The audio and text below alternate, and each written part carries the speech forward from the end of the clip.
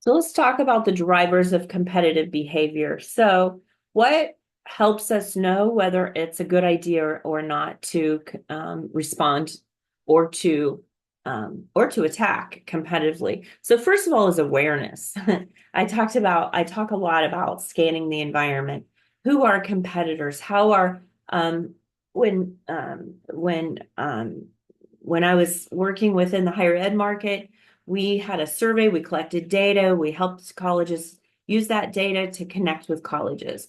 But students had a lot of different ways to find colleges. So colleges also worked with people that provided social media um, services, people that provided direct marketing, people that provided email marketing, et cetera, et cetera. So there are a lot of ways that the competitive landscape could be made up, and we needed to be aware of all of those options and where we fit in that space. So motivation is really, what incentive do I have to either initiate an attack or to respond? Um, Sometimes it's just not worth the conversation. I'll give you an example of motivation. My partner, when we had Spicy Guys, my partner would see we had a competitor in the next town as us that came out 1 year later, and it was a very similar pretzel product. They didn't expand as fast as us, so they stayed really local. They did it in a very different, they made the pretzels in a different way, but and we had different flavors. But my partner was, when he'd go out and sell into stores, trying to get the placement of the product into stores, he would want to attack that competitor and say bad things about him. And I said, we're not doing that.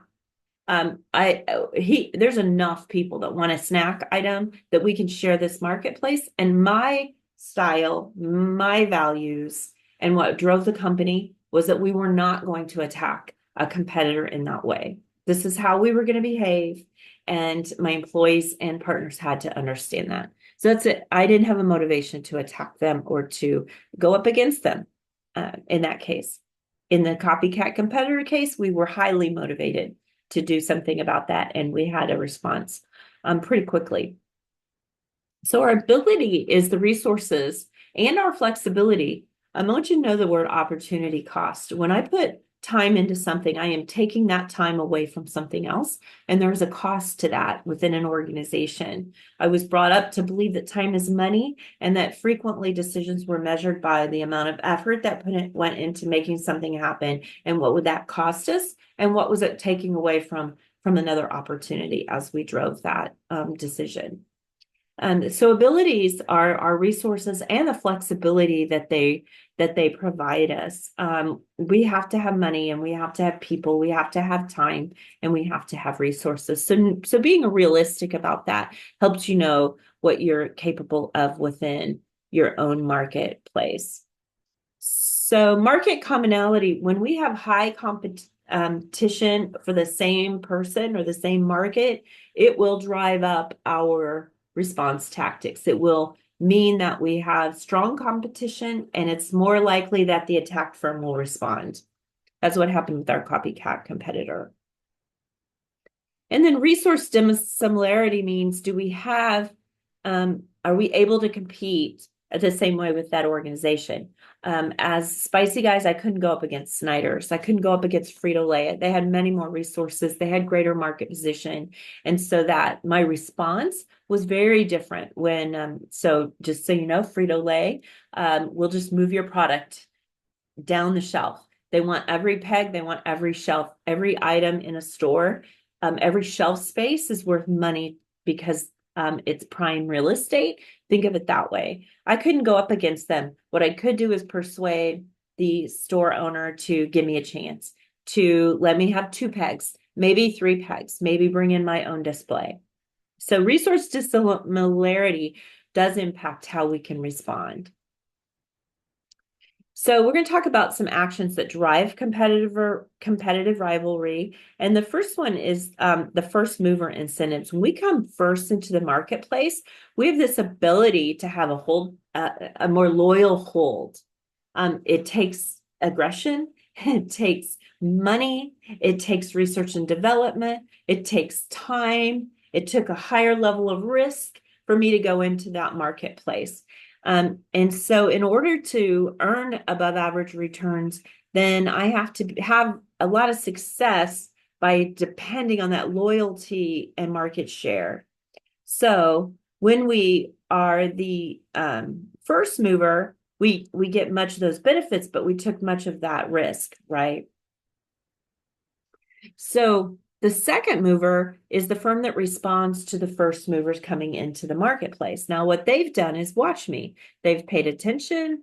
That's what that neighboring pretzel organization did. They knew where we were. They knew what our price points were. They knew how we were, how long our shelf life was. They knew all the things that helped them avoid making the same mistakes.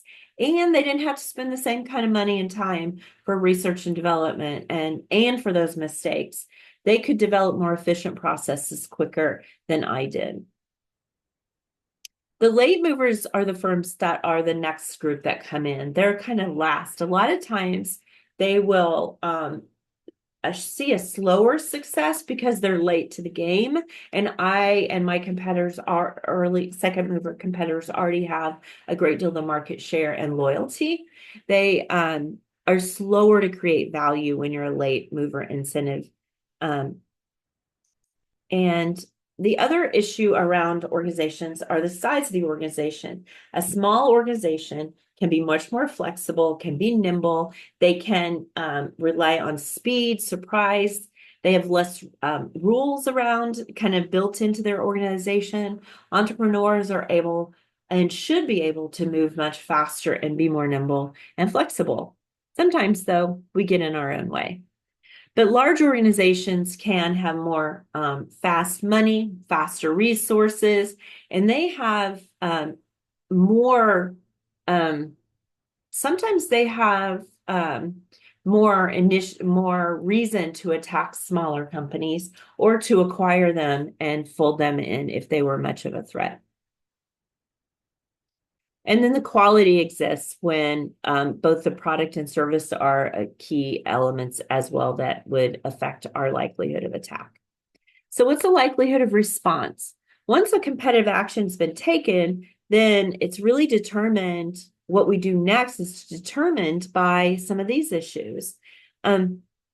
We are more likely to respond to an action when the action leads to a better use of our capabilities to gain and produce stronger competitive advantage. If there's a way for us to be less defensible and be stronger, then we want to shore that up and do that.